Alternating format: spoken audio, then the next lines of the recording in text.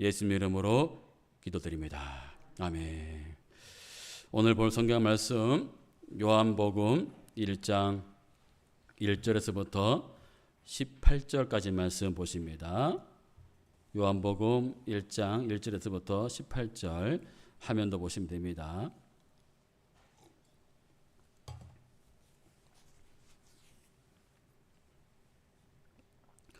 요한복음 1장 1절 제가 읽습니다. 태초에 말씀이 계시니라. 이 말씀이 하나님과 함께 계셨으니 이 말씀은 곧 하나님이시니라. 만물이 그로 말미암아 지은 바 되었으니 지은 것이 하나도 그가 없이는 된 것이 없느니라. 빛이 어둠에 비치되 어둠이 깨닫지 못하더라.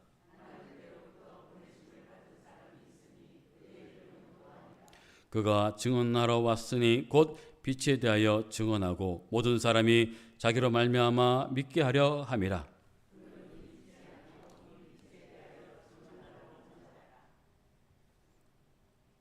그가 세상에 계셨으며 세상은 그로 말미암아 지은 바 제 9절인가요? 참빛 곧 세상에 와서 각 사람에게 비추는 빛이 있었나니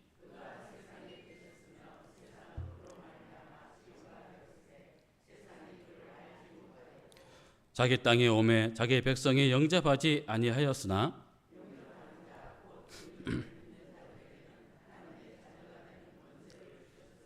이는 혈통으로나 육정으로나 사람의 뜻으로 나지 아니하고 오직 하나님께로부터 난 자들이니라.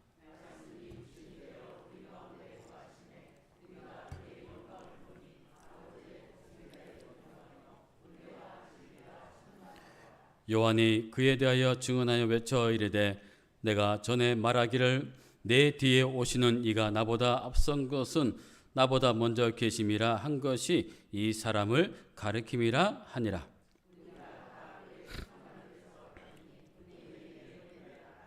율법은 모세로 말미암아 주어진 것이요 은혜와 진리는 예수 그리스도로 말미암아 온 것이라.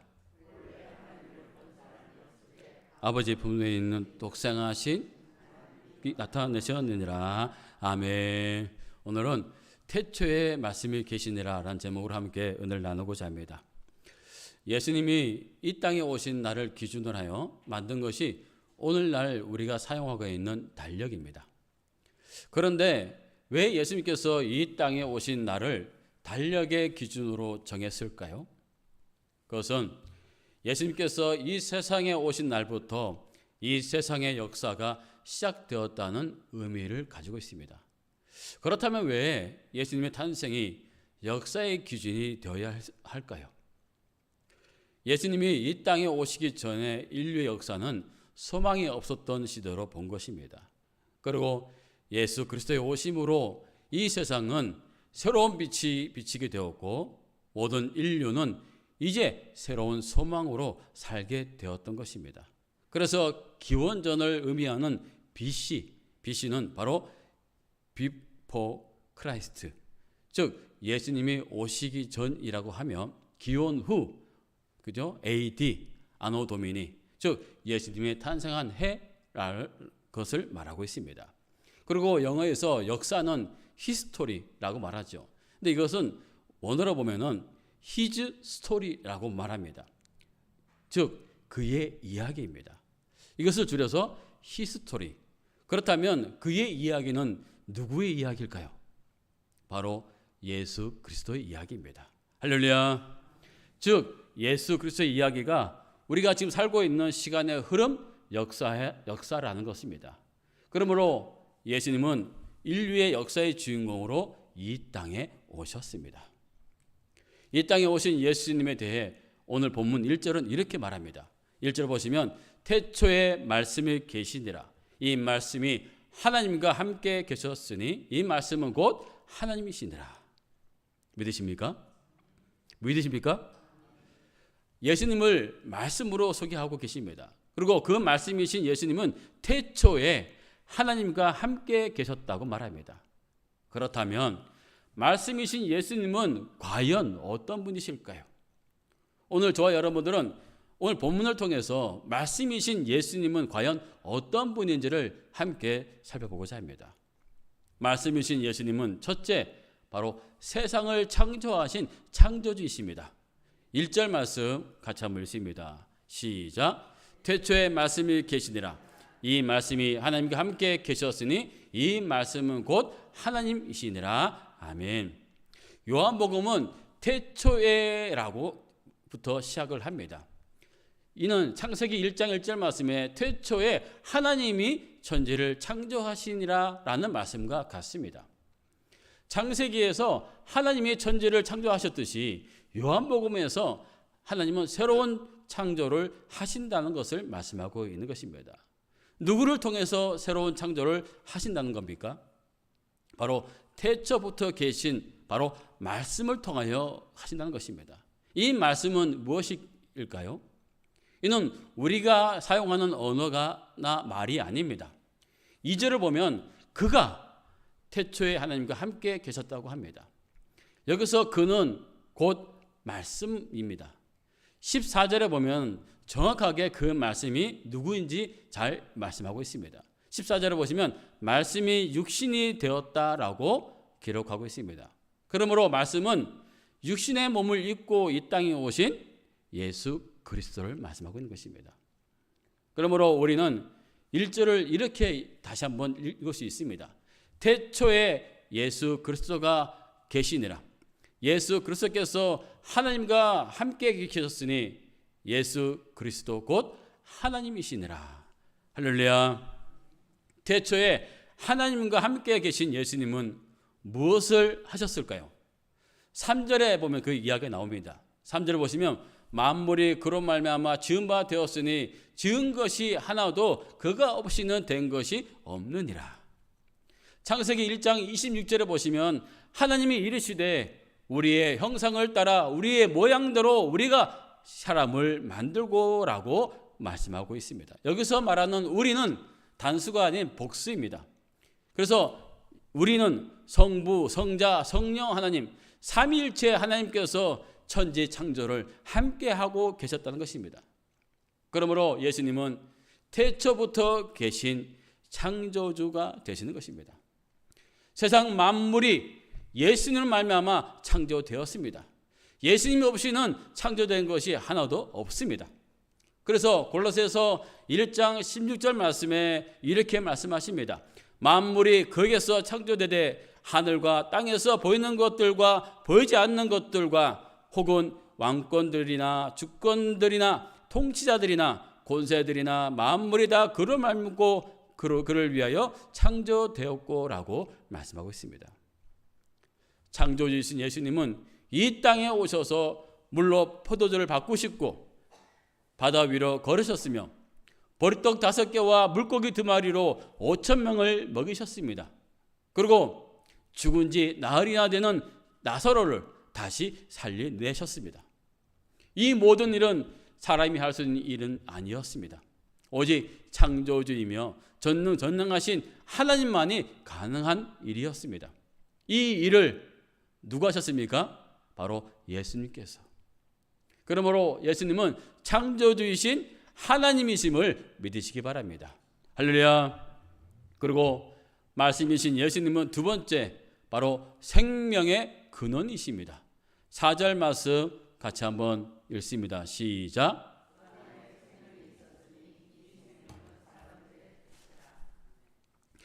예수님 안에 생명이 있습니다. 이 생명은 우리가 숨쉬고 살아가는 육체적인 생명을 말하는 것이 아니라 여기서 말하는 생명은 원어로 조에라고 하는데 이것은 영원한 생명, 의미 있고 가치 있는 생명을 의미합니다. 예수님께서는 말씀하시기를 요한복음 10장 28절에 내가 그들에게 영생을 주노니 영원히 멸망하지 아니할 것이요 또 그들은 내 속에서 빼앗을 자가 없느니라.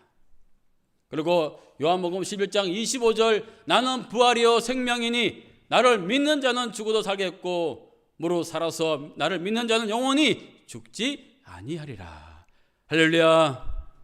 예수님 안에 생명이 있는데 그 생명은 영원히 죽지 않는 생명이며 부활 생명이라는 것입니다. 예수님은 이 생명을 우리에게 주시기 위해서 이 땅에 오셨습니다.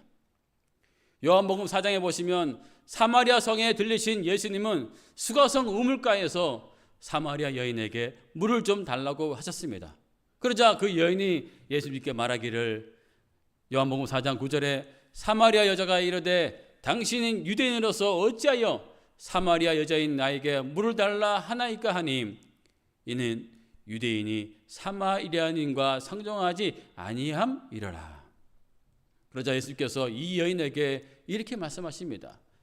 13절과 14절에 보시면 이 물을 마시는 자마다 다시 목마르니와 내가 주는 물을 마시는 자는 영원히 목마르지 아니하리니 내가 주는 물은 그 속에서 영생하도록 솟아나는 샘물이 되리라. 그리고 24절에 하나님은 영이시니 예배하는 자는 영과 진리로 예배할지니라 라고 예수님께서는 그 여인에게 말씀해 하셨습니다. 하나님을 예배함으로써 영원히 목마르지 않는 생수를 얻으라고 말씀하고 있는 것입니다. 예수님 안에 영원한 생명은 오직 하나님을 예배함으로써 얻어지기 때문에 예수님께서는 그렇게 말씀하고 계신 것입니다. 요한복음 6장 35절에 보시면 예수께서 이르시되 나는 생명의 떡이니 내게 오는 자는 결코 줄이지 아니할 터이요 나를 믿는 자는 영원히 목마르지 아니하리라. 저와 여러분들은 예수 안에 있는 영원한 생명으로 살아가야 할 줄 믿습니다.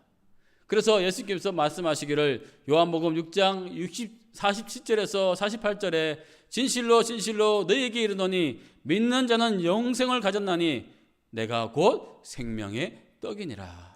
그리고 50절에 이는 하늘에서 내려오는 떡이니 사람으로 하여금 먹고 죽지 아니하게 하는 것이니라.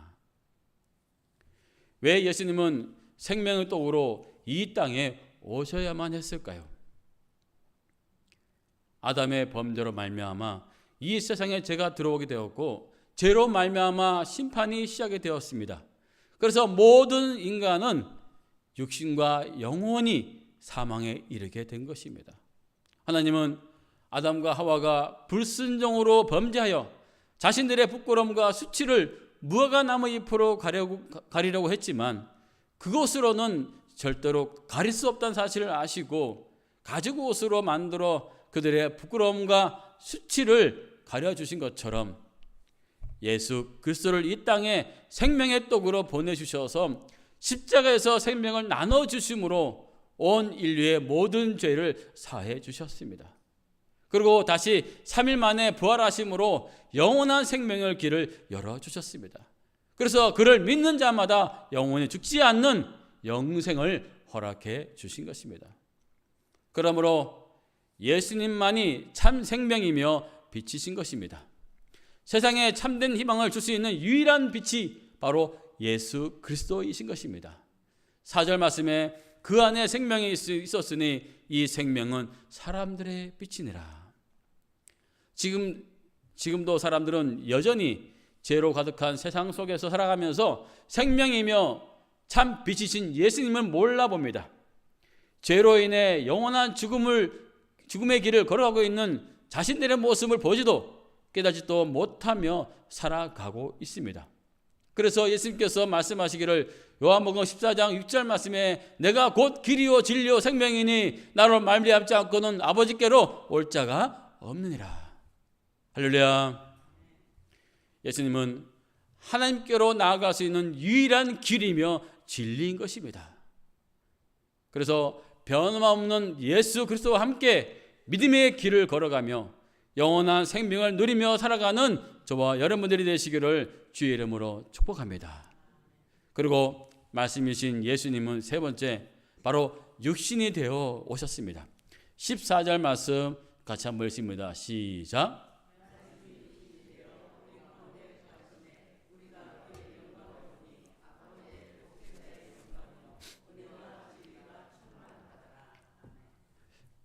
예수님은 육신이 되어 오셨습니다. 태초부터 계신 창조주께서 친히 낮아지셔서 연약한 인간의 몸을 입고 오셨습니다. 왜 이렇게까지 하신 것일까요? 마태복음 1장 23절에 보시면 보라 처녀가 잉태하여 아들을 낳을 것이요 그의 이름은 임마누엘이라 하리라 하셨으니 이를 번역한즉 하나님이 우리와 함께 계신다 함이라. 우리와 함께 하시기 위해서 인간의 몸을 입고 이 땅에 오셨다라고 말씀하고 있습니다. 직접 이 땅에 오셔서 우리와 동고동락하시며 우리에게 생명을 주시기 위해서입니다. 저와 여러분들의 그 죄의 형벌에서 우리를 살리시기 위해서 그는 낮아지셔서 이 땅에 오신 것입니다. 빌립보서 2장 6절에서 8절 말씀에 그는 근본 하나님의 본체시나 하나님과 동등됨을 취할 것을 여기지 아니하시고 오히려 자기를 비워 종의 형체를 가지사 사람들과 같이 되셨고 사람의 모양으로 나타나사 자기를 낮추시고 죽기까지 복종하셨으니 곧 십자가에 죽으심이라. 하나님과 본체이신 예수님께서 자기를 비워 사람과 같이 되셨고 더 나아가 자기를 낮추시고 십자가에 죽으시기까지 하나님께 복종하셨습니다. 이렇게까지 하신 이유가 무엇이었을까요? 왜 예수님은 이렇게까지 복종하며 십자가에서 죽으셔야 했을까요? 이는 우리의 죄를 대속하기 위한 제물이 되시기 위해서였습니다. 예수님은 인간의 모든 죄를 대신 짊어지시고 십자가에서 죽으시기 위해 대속의 제물로 오신 것입니다. 마가복음 10장 45절 말씀에 인자가 온 것은 섬김을 받으려 함이 아니라 도리어 섬기려 하고 자기의 목숨을 많은 사람의 대속물로 주려 함이니라. 그래서 말씀이신 예수님은 육신으로 이 땅에 오셨습니다. 이렇게까지 창조주이신 예수님이 육신이 되어 이 땅에 오셔서 대속의 제물이 되신 이유는 단 하나, 저와 여러분들을 살리시기 위해서임을 믿으시기 바랍니다. 저와 여러분들을 너무나 사랑하시기에 우리를 살리시고 영원한 생명을 주시기 위해서 육신을 입고 이 땅에 오신 것입니다. 피 흘림이 없이는 삶이 없기 때문에 죄가 없으신 하나님께서 인간의 몸을 입고 인간의 모든 죄를 대신 짊어지셔야만 인간의 그 죄를 사함받을 수 있는 길이 바로 예수님께서 십자가에서 죽으신 길이기 때문에 예수님은 인간의 몸을 입으셔야 했습니다. 지금은 비록 육신으로 오신 예수님은 보이진 않지만 예수님과 하나님의 영인 성령님이 우리와 함께하고 계십니다. 성령님은 바로 예수 그리스도를 나의 구주로 믿는 자들에게 임하는 하나님의 영이십니다. 그러므로 예수를 나의 구주로 믿고 고백했다면 그에게는 성령이 함께하고 있는 줄 믿으시기 바랍니다. 성령님은 예수에 대해서 증언하시고 하나님 아버지의 뜻을 깨닫게 하시는 분이십니다. 그래서 그분은 항상 우리 안에 우리 가운데 거하시면서 우리와 함께 그 삶을 살아가고 있는 줄 믿습니다. 그래서 우리는 그 성령을 통해서 예수님을 더 알아가게 되고 하나님 아버지의 그 마음을 그 뜻을 알아가게 되는 것입니다. 성령이 우리 안에 계시지 않다면 우리는 이 세상에서 예수님과 하나님에 대해서 알 수가 없습니다. 오직 성령께서 주시는 그 지혜와 또 주시는 그 감동으로 우리는 예수님을 그리고 하나님 아버지를 알고 또한 그분과 친밀한 관계 속에서 살아가게 되는 것입니다. 할렐루야. 그래서 여러분 우리 항상 성령님을 늘 간구하고 살아가야 됩니다. 성령이여 내 안에 들어오셔서 나를 통해서 역사해 주옵소서. 내 안에 계신 성령이여 이 성령께서 하나님 아버지 뜻을 깨닫게 해 주옵소서. 그래서 이 세상 속에서 오직 하나님이 기뻐하시는 그 삶을 살아가게 하여 주옵소서라고 기도할 수 있는 성도가 되어야 할지 믿습니다. 사랑하는 여러분, 오늘 사도 요한은 저와 여러분들에게 이렇게 말씀합니다. 1절에 보시면 태초에 말씀이 계시니라. 이 말씀이 하나님과 함께 계셨으니 이 말씀은 곧 하나님이시니라. 말씀이신 예수님은 첫째 창조주이시며 생명의 근원이시고 육신으로 오셨습니다. 그리고 우리와 함께하고 계십니다. 임마누엘 하나님으로 우리와 함께하고 계신 줄 믿으시기 바랍니다. 그래서 말씀이 우리를 인도하시며 성령의 도우심으로 이 세상 속에서 우리는 승리의 삶을 살아가고 있는 줄 믿습니다. 말씀이신 예수님만이 우리를 구원으로 영원한 생명의 길로 인도해 주시는 줄 믿으시기 바랍니다. 그래서 여러분, 앞으로 모든 인생길에서 나를 위해 죽으신, 그리고 나를 이때까지 앞으로 모든 삶 가운데 함께 하실 그 성령님, 예수님, 그리고 하나님 아버지만을 바라보며 오직 그분들만을 의지하며 살아갈 수 있는 저와 여러분들이 되시기를 바랍니다. 여러분, 항상 성령님, 예수님, 그리고 하나님 아버지는 우리와 함께하고 계십니다. 창조주시고 그분 안에 생명이 있으시며 또한 우리와 늘 함께하신 임마누엘 하나님으로 함께하는 줄 믿으시기를 주의 이름으로 축원합니다. 찬양하며 우리가 기도하겠습니다. 더 원합니다. 찬양하시겠습니다.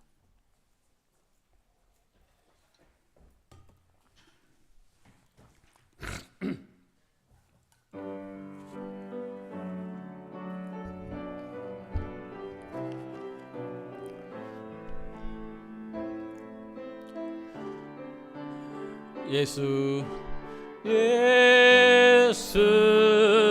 사랑합니다. 사랑합니다. 온 마음 다하여 오직 주님 한 분만 간절히 더 원합니다. 예수 사랑합니다. 예수 사랑합니다. 사랑합니다. 온 마음 다하여 오직 주님 한 분만 간절히 더 원합니다. 예수 사랑합니다. 예수 사랑합니다. 사랑합니다. 온 마음 다하여 오직 주님 한 분만 간절히 더 원합니다. 넘쳐나네 넘쳐나네 주를 향한 내 속에 갈망이 주님께로 날 이끌어 주소서. 주님을 더 원하니 넘쳐나네 넘쳐나네 넘쳐나네 주를 향한 내 속에 갈망이 주님께로 날 이끌어 주소서.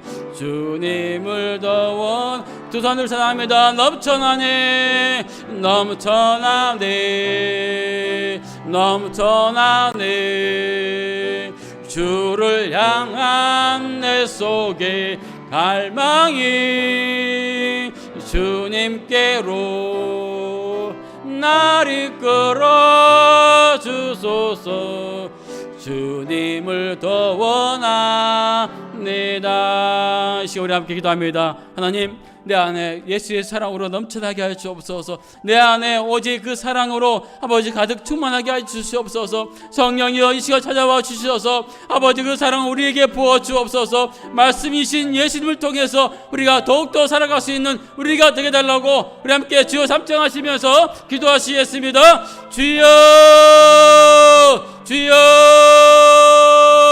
주여. 말씀이신 예수님